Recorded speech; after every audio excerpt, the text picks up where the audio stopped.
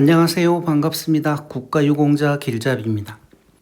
이번 영상에서는 이 월남 참전 유공자분께서 예전에 관상동맥 우회수를 하셔가지고 5급을 받고 있는 상태에서 2010년도에 방광암이 발견되어 수술을 하셨는데 이번에 다시 또 폐암이 진단을 받았다고 합니다. 이분께서는 대학병원에서 지금 위탁 진료로 진료 중에 있고 또 이 병원에서 장애 진단서까지 발급을 해줄 수 있다고 하는데 무슨 내용인지 그 댓글을 보면서 간단하게 설명을 해드리겠습니다. 제가 지금 이분과 관련된 영상을 만들어 드리는 이유는 이게 아차 잘못할 경우에는 조금 위험한 경우가 있기 때문에 제가 이 앞전 영상에서 재판정 신체 검사를 할 때 하락할 수도 있다고 얘기를 드렸는데 아차 잘못하면 하락할 수 있는 상황이 지금 이분 같은 경우입니다. 물론 더 높은 등급으로 올라갈 수도 있지만 하락할 수도 있기 때문에 영상을 만들어 드리니 월남 참전 유공자이신 분들은 무슨 내용인지 잘 들어보시기 바랍니다. 내용은 선생님 고개는 잘 들었습니다. 저는 관상동맥 우회술로 5급을 받고 있는 상태인데 2010년에 방광암 대구보훈병원에서 받았고 2025년 10월 달에 또 폐암 초기 진단을 받았습니다. 대구보훈병원에서 영남대학병원으로 위탁진료, 여기서 위탁진료 나오죠?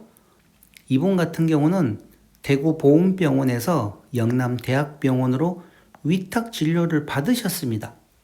그래서 호흡기 내과에서 장애 진단서 발급을 해준다고 합니다. 이게 일반 국가보건 장애 진단서인지 일반 장애 진단서인지는 정확하게 모르겠지만 발급을 해준다고 합니다. 아직 상위처 등록은 안 된 상태인데 선생님의 고견을 들어본 후 신청 여부를 결정할까 합니다. 고견을 알려주십시오 했는데 방광암과 폐암은 이 흉복후 장기 등의 장애에 속하는 내용에 속합니다. 다 같은 계열이라고 보시면 됩니다. 종양과 관련된 내용, 그러니까 종양, 일반 이제 암과 관련된 내용이죠. 근치된 경우와 전이 또는 재발한 경우로 나누어서 평가한다. 일반 치료가 된 경우와 그 다음 전이가 되었나 아니면 또 다시 그 질병이 재발이 되었냐, 제일 중요한 게 그겁니다.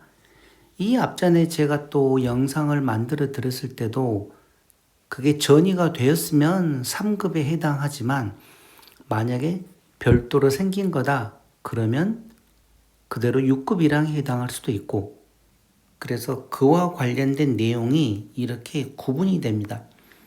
가를 보시게 되면 근치 후 일시적 또는 영구적으로 손상된 장기별 기능에 대해 평가하며 근치 후 수술 후 기능 손상이 영구장애로 판단될 경우에는 다시 평가하지 않는다.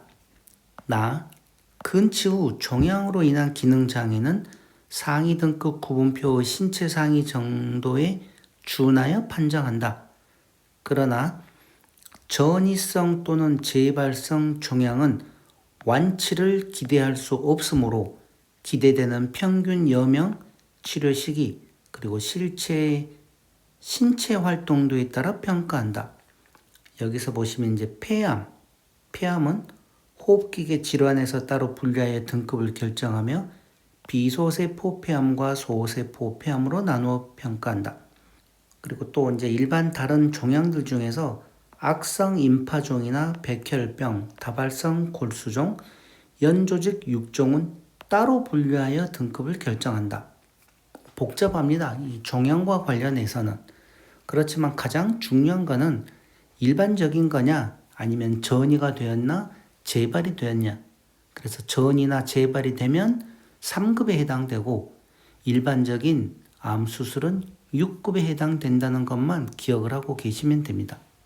지금 방광암과 폐암과 관련해서 여러 가지 지금 이제 급수도 있고 그러는데 제가 이거 다시 다 설명해 드리려고 그러면 복잡하기 때문에 간단하게만 제가 설명을 드리겠습니다. 자, 이분께서는 관상동맥술 5급이 있고 방광암이 있고 그 다음에 폐암이 있습니다. 세 가지죠. 그런데 아마 2010년에 대구보훈병원에서 이 방광암 수술을 했었으면 이걸 등록을 한 상태 같으면 이 방광암과 관련해서는 6급 1항이나 6급 2항, 어떤 경우는 6급 3항, 뭐 각각 다릅니다만은 6급 1항이 되었든 6급 2항이 되었든 간에 여기 보시게 되면 5급이 있어서 이 5급보다 위로 올라가지를 못합니다. 5급이 더 높은 급이니까. 자, 그런데 폐암은 초기 진단을 받았습니다. 초기 진단만 받게 되면 7급입니다. 이분은 그래서 지금 7급도 있고 6급 1항이라고 하고 또 5급도 있습니다. 이러면 이제 원래 다른 계열이다 그러면 6급 1항과 5급이 합해서 4급이 될 수도 있고 3급이 될 수도 있습니다. 이 종합 판정에 의하면 종합 판정.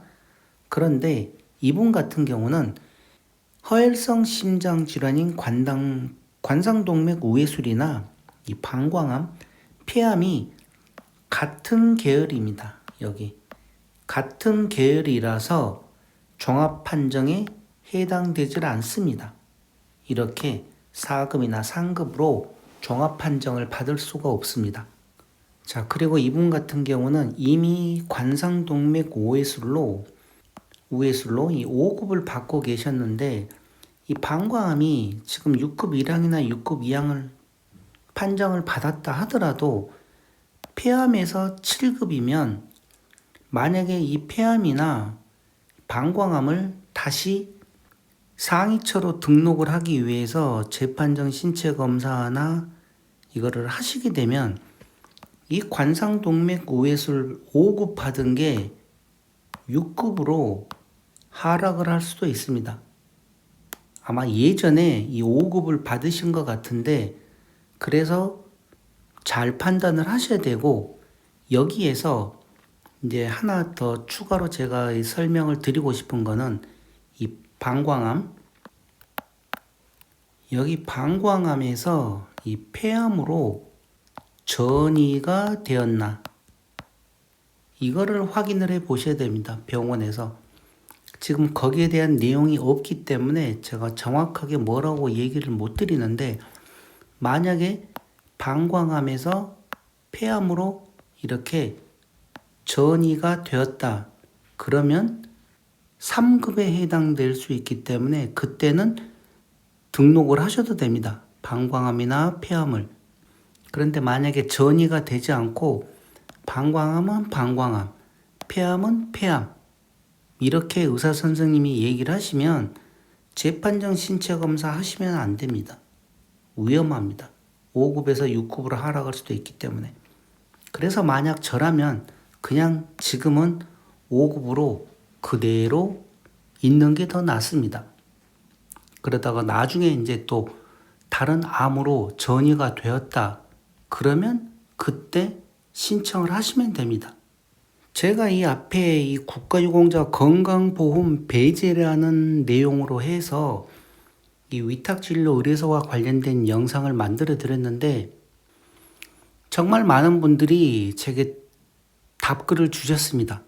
어떤 분들은 보험병원과 위탁병원만 다니면서 건강보험 가입을 하지 않고 있다 하고 또 어떤 분은 그러니까 이제 서울 삼성병원을 다니면서 검사가 필요한 다른 건강보험을 가입을 하고 또 그렇지 않으면 건강보험 배제 신청을 해서 또 상실을 하고 하면서 실질적으로 그런 방법을 사용하는 분께서도 제게 댓글을 주셨습니다. 아마 더 많은 분들이 그런 방법들을 이용을 하고 계실 건데 아마 모르는 분들이 또 더 많았을 거고 그러니 그런 내용도 있다는 것 다 알고 필요하신 분들은 그런 방법을 이용을 하시면 됩니다.